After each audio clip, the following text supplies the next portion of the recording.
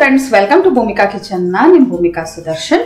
ಯಾವಾಗಲೂ ಅಕ್ಕಿ ರೊಟ್ಟಿನ ಪ್ಲೈನ್ ಆಗಿ ಮಾಡ್ತೀರಾ ಅಲ್ವಾ? ಇವತ್ತು ಅದಕ್ಕೆ ಲೈಟ್ ಆಗಿ ಒಂಚೂರು ಮಸಾಲೆ ಹಾಕ್ಬಿಟ್ಟು ಮಾಡಿ ತೋರಿಸ್ತಾ ಇದ್ದೀನಿ. ಸೂಪರ್ ಆಗಿರುತ್ತೆ. ಬನ್ನಿ ಅದನ್ನು ಮಾಡೋದು ಹೇಗೆ ಅಂತ ತೋರಿಸ್ತೀನಿ. ಸ್ಟವ್ ಆನ್ ಮಾಡಿಕೊಂಡು ಒಂದು ಪಾತ್ರೆ ಒಳಗಡೆ 1.5 ಕಪ್ ಅಷ್ಟು ನೀರು ಹಾಕೊಂಡಿದ್ದೀನಿ. ನೀರು ಚೆನ್ನಾಗಿ ಕುದಿಯೋದಕ್ಕೆ ಶುರು ಆಗಲಿ. ನೀರು ಚೆನ್ನಾಗಿ ಕುದಿಯೋದಕ್ಕೆ ಶುರು ಆಗಿದೆ. ಇವಾಗ ಇದಕ್ಕೆ ರುಚಿಗೆ ತಕ್ಕಷ್ಟು ಉಪ್ಪು, 1 ಟೀ ಸ್ಪೂನ್ ಜೀರಿಗೆ, 1 ಟೀ ಸ್ಪೂನ್ ಚಿಲ್ಲಿ ಫ್ಲೇಕ್ಸು, ಸಣ್ಣ ಕಟ್ ಮಾಡ್ಕೊಂಡಿರೋವಂಥ ಕೊತ್ತಂಬರಿ ಸೊಪ್ಪು 1 ಟೀ ಸ್ಪೂನ್, ಕರಿಬೇವಿನ ಸೊಪ್ಪು 2 ಗರಿ. ಇದಿಷ್ಟನ್ನು ಒಂದ್ಸಲ ಮಿಕ್ಸ್ ಮಾಡ್ಕೊಳ್ತೀನಿ. ಮಾಮೂಲಿ ನಾವು ಹೇಗೆ ಅಕ್ಕಿ ರೊಟ್ಟಿ ಮಾಡ್ತೀವಿ ಸೇಮ್ ಮೆಥಡು, ಲೈಟಾಗಿ ಮಸಾಲೆ ಹಾಕೊಳ್ತಾ ಇದ್ದೀನಿ ಅಷ್ಟೇ. ಇವಾಗ 1 ಕಪ್ ಅಷ್ಟು ಅಕ್ಕಿ ಹಿಟ್ಟು ಹಾಕೊಂಡು ಇದನ್ನು ಚೆನ್ನಾಗಿ ಮಿಕ್ಸ್ ಮಾಡ್ಕೊಳ್ತೀನಿ. ಅಕ್ಕಿ ಹಿಟ್ಟು ಹಾಕೊಳ್ಳೋ ಟೈಮಲ್ಲಿ ಲೋ ಫ್ಲೇಮ್ ಮಾಡ್ಕೊಂಡು ಅಕ್ಕಿ ಹಿಟ್ಟು ಹಾಕೊಂಡು ಎಲ್ಲ ಚೆನ್ನಾಗಿ ಈವನ್ ಆಗಿ ಮಿಕ್ಸ್ ಆಗೋ ಥರ ಹಿಂಗೆ ಮಿಕ್ಸ್ ಮಾಡ್ಕೊಳ್ಳೋಣ. ನಾನು ಹೇಳಿರೋ ಅಂಥ ಮೆಷರ್ಮೆಂಟು ಕರೆಕ್ಟಾಗಿದೆ. ಒಂದೊಂದ್ಸಲ ಅಕ್ಕಿ ಹಿಟ್ಟು ಮೇಲೆ ಡಿಪೆಂಡ್ ಆಗುತ್ತೆ. ಒಂದೊಂದ್ಸಲ ಗಟ್ಟಿ ಆಗೋ ಚಾನ್ಸಸ್ ಇರುತ್ತೆ, ಇಲ್ಲಾಂದರೆ ಒಂದೊಂದ್ಸಲ ತೆಳುವಾಗೋ ಅಂಥ ಚಾನ್ಸಸ್ಸು ಇರುತ್ತೆ. ಹಾಗೇನಾದರೂ ತೆಳುವಾದಾಗ ಇನ್ನೊಂದು ಸ್ವಲ್ಪ ಅಕ್ಕಿ ಹಿಟ್ಟು ಹಾಕೋಬೇಕಾಗುತ್ತೆ. ನೋಡಿ, ಜಸ್ಟ್ 1 ನಿಮಿಷಕ್ಕೆಲ್ಲ ಹಿಂಗೆ ಅದು ಬಿಗಿದ್ಕೊಂಡಾಗೋಯ್ತು. ಇದನ್ನು ಇವಾಗ ಲಿಡ್ ಕ್ಲೋಸ್ ಮಾಡಿಕೊಂಡು ಒಂದು 30 ಸೆಕೆಂಡ್ ಲೋ ಫ್ಲೇಮಲ್ಲೇ ಬೇಯಿಸ್ಕೊಳ್ಳೋಣ. ಕೈ ಒಂಚೂರು ಒದ್ದೆ ಮಾಡಿಕೊಂಡು ಹಿಂಗೆ ಸ್ಪ್ಯಾಚುಲಾದಲ್ಲಿ ಅದನ್ನು ಈ ಥರ ತೆಗೆದುಬಿಡಬೇಕು. ನೋಡಿ, ಸ್ವಲ್ಪ ಸಾಫ್ಟ್ ಆಗಿದೆ. ಇದಕ್ಕೆ ಇನ್ನೊಂಚೂರು ಅಕ್ಕಿ ಹಿಟ್ಟು ನಾದ್ಕೊಳ್ಳೋ ಟೈಮಲ್ಲಿ ಹಾಕೊಳ್ತೀನಿ. ಲಿಡ್ ಕ್ಲೋಸ್ ಮಾಡಿಕೊಂಡು ಒಂದು 30 ಸೆಕೆಂಡು ಇದನ್ನು ಸ್ಟೀಮಲ್ಲಿ ಬೇಯಿಸ್ಕೊಂಡ್ರೆ ಸಾಕು. ಸ್ಟೀಮ್ ಅಲ್ಲ, ಹಾಗೆ ಬೇಯಿಸ್ಕೊಂಡ್ರೆ ಸಾಕು. ಸ್ಟವ್ ಆಫ್ ಮಾಡ್ಕೊಂಡಿದ್ದೀನಿ. ನೋಡಿ, ಇವಾಗ ಒಂದ್ಸಲ ಈ ಥರ ಮಿಕ್ಸ್ ಮಾಡಿಕೊಂಡು ಒಂದು ಪ್ಲೇಟ್ ಮೇಲೆ ಹಾಕೊಂಡ್ಬಿಡ್ತೀನಿ. ಇದನ್ನು ಇವಾಗ ನಾದ್ಕೊಳ್ಳೋಣ. ಮುಟ್ಟೋಷ್ಟು ಬೆಚ್ಚಗಾದ್ಮೇಲೆ, ಮುಟ್ಟೋಷ್ಟು ಬೆಚ್ಚಗಾಗಿದೆ. ನೋಡಿ, ಮುಟ್ಟು ನೋಡ್ತಾ ಇದ್ದೀನಿ, ಲೈಟಾಗಿ ಸ್ವಲ್ಪ ಸಾಫ್ಟ್ ಆಗಿದೆ. ಇನ್ನೊಂದು 2 ಟೇಬಲ್ ಸ್ಪೂನ್ ಅಷ್ಟು ಅಕ್ಕಿ ಹಿಟ್ಟು ಹಾಕ್ಕೊಂಡು ನಾದ್ಕೊಳ್ತೀನಿ. ಯಾವಾಗಲೂ ನಾದಬೇಕಾದ್ರೆ ಒಂಚೂರು ಒದ್ದೆ ಕೈ ಮಾಡಿಕೊಂಡು ನಾದ್ಕೊಳ್ಳಿ. ಆವಾಗ ನಿಮಗೆ ಒಂದು ಚೂರು ಕೈಗೆ ಗಲೀಜಾಗಲ್ಲ. ಇದನ್ನು ಚೆನ್ನಾಗಿ ಮಿಕ್ಸ್ ಮಾಡ್ಕೊಳ್ಳೋಣ ಮೊದಲು. ನೋಡಿ, ಈ ಹದದಲ್ಲಿ ಕ್ಲೀನಾಗಿ ಈ ಥರ ನಾದ್ಕೊಳ್ಳೋಂಡು ಚೆನ್ನಾಗಿ ಈ ಥರ ಉಂಡೆ ಮಾಡ್ಕೋಬೇಕು. ಇವಾಗ ರೊಟ್ಟಿ ನಿಮಗೆ ಎಷ್ಟು ಅಗಲದ್ದು ಬೇಕು ಅಷ್ಟು ಅಗಲದ್ದು ಉಂಡೆಗಳನ್ನ ಮಾಡ್ಕೋಬೇಕು.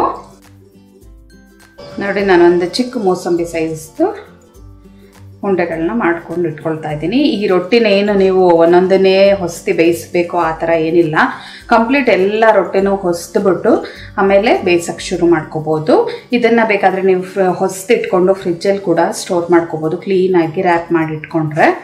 ನೋಡಿ, ಈ ಥರ ಕ್ಲೀನಾಗಿ ಉಂಡೆಗಳು ಮಾಡ್ಕೊಂಡು ಇಟ್ಕೊಂಡಿದ್ದೀನಿ. ಸೇಮ್ ನೀವು ಹೇಗೆ ಅಕ್ಕಿ ರೊಟ್ಟಿ ಹೊಸಿತೀರಾ ಆ ಥರ ಹೊಸ್ದುಬಿಟ್ಟು ಇದನ್ನು ಬೇಯಿಸ್ಕೋಬೇಕಾಗುತ್ತೆ. ನಾನು ಯೂಶ್ವಲಿ ಪ್ರೆಸ್ಸಿಂಗ್ ಮೆಷಿನಲ್ಲಿ ಪ್ರೆಸ್ ಮಾಡಿಬಿಟ್ಟು ಇನ್ನೊಂದು ಸ್ವಲ್ಪ ಅಕ್ಕಿ ಹಿಟ್ಟನ್ನ ಹಾಕ್ಕೊಂಡು ಜಸ್ಟ್ ಅಗಲ ಮಾಡ್ಕೊಳ್ತೀನಿ. ತುಂಬ ಈಸಿ ಮೆಥಡು ಈ ಮೆಥಡು. ನಿಮ್ಗೆ ಯಾರಿಗಾದ್ರೂ ಆ ಮೆಥಡ್ ಬೇಕು ಅಂದರೆ ಅದನ್ನು ಯೂಸ್ ಮಾಡ್ಕೊಳ್ಳಿ. ಇವಾಗೆಲ್ಲ ಹೊಸ್ದುಬಿಟ್ಟು ಇಟ್ಕೊಳ್ತೀನಿ ನಾನು. ನೋಡಿ, ಪ್ರೆಸ್ಸಿಂಗ್ ಮಿಷಿನಲ್ಲಿ ಪ್ರೆಸ್ ಮಾಡಿಕೊಂಡು ಇನ್ನೊಂಚೂರು ಹಿಟ್ಟನ್ನ ಅದ್ಬಿಟ್ಟು ಇನ್ನೊಂಚೂರು ಅಗಲ ಮಾಡ್ಕೊಂಡಿದ್ದೀನಿ. ಈ ರೊಟ್ಟಿನ ತುಂಬ ತೆಳುವಾಗಿ ಹೊಸೋಕ್ಕಾಗಲ್ಲ, ಸ್ಲೈಟಾಗಿ ದಪ್ಪ ಇರಲಿ. ಈ ಥರನೇ ನೀವು ಪ್ಲೇಟ್ನೇ ಒಂಚೂರು ಕವರ್ನ ರ್ಯಾಪ್ ಮಾಡಿಬಿಟ್ಟು ಫ್ರಿಜ್ಜಲ್ಲಿ ಇಟ್ಕೋಬೋದು. ಬೆಳಗ್ಗೆ ಮಾಡಿದ ರೊಟ್ಟಿನ ಸಾಯಂಕಾಲನೂ ಈ ಥರನೇ ಇಟ್ಕೊಂಡು ಹಾಗೆ ಬೇಯಿಸ್ಕೋಬೋದು. ಇವಾಗ ಹೆಂಚು ಮೇಲೆ ಈ ರೊಟ್ಟಿಗಳನ್ನ ಬೇಯಿಸ್ಕೊಳ್ಳೋಣ. ಸ್ಟವ್ ಆನ್ ಮಾಡಿಕೊಂಡು ಕಬ್ಬಿಣದ ಹೆಂಚು ಇಟ್ಕೊಂಡಿದ್ದೀನಿ. ಹೆಂಚು ರೊಟ್ಟಿ ಬೇಯಿಸೋದಕ್ಕೆ ಯಾವಾಗಲೂ ಚೆನ್ನಾಗಿ ಕಾದಿರಬೇಕು. ಮೀಡಿಯಮ್ ಟು ಹೈ ಫ್ಲೇಮಲ್ಲೇ ಇದನ್ನು ಹೆಂಚನ್ನ ಕಾಯಿಸ್ಕೊಂಡಿದ್ದೀನಿ. ಇವಾಗ ರೊಟ್ಟಿ ಹಾಕೊಳ್ತೀನಿ. ನಾನು ಬ್ಲೈಂಡ್ ಆಗಿರೋದ್ರಿಂದ ಈ ಥರ ಒಂಚೂರು ಟಚ್ ಮಾಡಿಬಿಟ್ಟೆ ಈ ರೊಟ್ಟಿಗಳನ್ನ ಹಾಕೋಬೇಕಾಗುತ್ತೆ. ಬ್ಲೈಂಡ್ ಅವರು ರೊಟ್ಟಿ ಬೇಯಿಸ್ಕೊಳ್ಳೋದು ಹೇಗೆ ಅಂತ ಅಂದರೆ, ಈ ಹೆಂಚು ಹಿಡಿ ಇರುತ್ತಲ್ಲ, ಅದನ್ನ ಯಾವಾಗಲೂ ಹಿಡ್ಕೊಂಡಿರಬೇಕು. ಆವಾಗ ಅವ್ರಿಗೆ ಹೆಂಚು ಎಲ್ಲಿದೆ ಅಂತ ಗೊತ್ತಾಗುತ್ತೆ. ಜೊತೆಗೆ ರೊಟ್ಟಿ ಮೇಲ್ಗಡೆ ಹಿಂಗೆ ಕೈಯಲ್ಲಿ ಲೈಟಾಗಿ ಟಚ್ ಮಾಡ್ಕೊತಾ ಇರಬೇಕು. ಇದು ಪ್ರಾಕ್ಟೀಸ್ ಮೇಲೆ ನಿಮಗೆ ಬರುತ್ತೆ.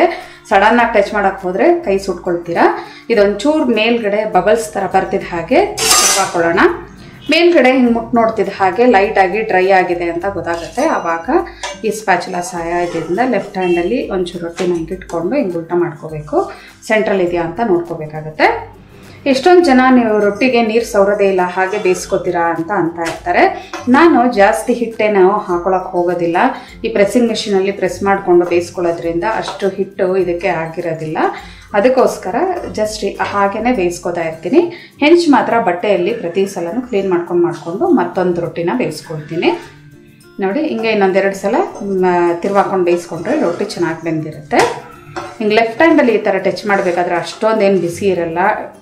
ಸುಮ್ಮನೆ ಟಚ್ ಮುಂದೆ 3 ಬೆರಳಲ್ಲಿ ಸುಮ್ಮನೆ ಸೆನ್ಸ್ ಮಾಡ್ಕೊಂಡು ಇಟ್ಕೊಳ್ಳೋದಷ್ಟೇ. ನೋಡಿ ಹಿಂಗೆ ಮುಟ್ಟಿದ್ರೇ ಗೊತ್ತಾಗ್ತಾ ಇದೆ ಬೆಂದಿದೆ. ಇದು ಮಸಾಲೆ ಲೈಟಾಗಿ ಹಾಕಿರೋದ್ರಿಂದ ಅಷ್ಟೊಂದು ಊದ್ಕೊಳ್ಳೋದಿಲ್ಲ. ರೊಟ್ಟಿ ಲೈಟಾಗಿ ಅಲ್ಲಲ್ಲಿ ಊದ್ಕೊಳ್ಳೋದಕ್ಕೆ ಶುರು ಆಗುತ್ತೆ. ಇವಾಗ ಪ್ಲೇಟಿಗೆ ಸರ್ವ್ ಮಾಡ್ಕೊಳ್ತೀನಿ ಇದನ್ನು. ನೋಡಿ ಬಿಸಿ ಬಿಸಿ ಲೈಟಾಗಿ ಮಸಾಲೆ ಹಾಕಿರುವಂಥ ಅಕ್ಕಿ ರೊಟ್ಟಿ ರೆಡಿಯಾಗಿದೆ. ಸಾಫ್ಟ್ ಆಗೂ ಇದೆ, ಲೈಟಾಗಿ ಕ್ರಿಸ್ಪಿ ಆಗೂ ಇದೆ. ಇವಾಗ ಇನ್ನೊಂದು ರೊಟ್ಟಿ ಮಾಡಬೇಕಾದ್ರೆ ಹೆಂಚನ್ನ ಹೀಗೆ ಒಂದು ಬಟ್ಟೆಯಲ್ಲಿ ಕ್ಲೀನ್ ಮಾಡ್ಕೋಬೇಕು. ಕ್ಲೀನ್ ಮಾಡ್ಕೊಂಡು ಇನ್ನೊಂದು ರೊಟ್ಟಿನೂ ಹಾಗೆ ಬೇಯಿಸ್ಕೋಬೇಕಾಗತ್ತೆ. ಇವತ್ತು ನಾನು ಈ ರೊಟ್ಟಿ ಜೊತೆ ಕ್ಯಾಪ್ಸಿಕಮ್ ಸಾಗು ಜೊತೆಗೆ ಚಟ್ನಿ ಪುಡಿ ಜೊತೆ ಸರ್ವ್ ಮಾಡ್ತಾ ಇದ್ದೀನಿ. ಈ ರೊಟ್ಟಿ ಮೇಲೆ ಒಂಚೂರು ತುಪ್ಪನೋ ಅಥವಾ ಬೆಣ್ಣೆನೋ ಹಾಕ್ಕೊಂಡು ಈ ಸಾಗು ಅಥವಾ ಚಟ್ನಿ ಪುಡಿ ಜೊತೆ ತಿಂತಾ ಇದ್ರಂತೂ ಏನು ಚೆನ್ನಾಗಿರುತ್ತೆ ಗೊತ್ತಾ. ಲೈಟಾಗಿ ಉಪ್ಪು ಖಾರ ಇರುತ್ತೆ ಈ ರೊಟ್ಟಿ ಜೊತೆಗೆ ಸಾಗು ಚಟ್ನಿ ಪುಡಿ ಎಲ್ಲ ಇರುತ್ತಲ್ಲ, ಬೊಂಬಟಾಗಿರುತ್ತೆ. ನೀವು ಒಂದ್ಸಲ ಪ್ಲೈನ್ ಅಕ್ಕಿ ರೊಟ್ಟಿ ಮಾಡೋ ಬದಲು ಈ ಥರ ಲೈಟಾಗಿ ಮಸಾಲೆ ಒಂಚೂರು ಹಾಕ್ಬಿಟ್ಟು ಮಾಡಿ ಹೇಗಿದೆ ಅಂತ ನನಗೆ ಕಮೆಂಟ್ ಬಾಕ್ಸಲ್ಲಿ ತಿಳಿಸಿ. ಇವತ್ತಿನ ಈ ರೆಸಿಪಿ ಇಷ್ಟ ಆದರೆ ಲೈಕ್ ಮಾಡಿ, ಶೇರ್ ಮಾಡಿ. ಯಾರೆಲ್ಲ ಇನ್ನೂ ಬೊಂಬಟಾ ಕಿಚನ್ಗೆ ಸಬ್ಸ್ಕ್ರೈಬ್ ಆಗಿಲ್ಲ ದಯವಿಟ್ಟು ಸಬ್ಸ್ಕ್ರೈಬ್ ಆಗಿ. Thanks for watching.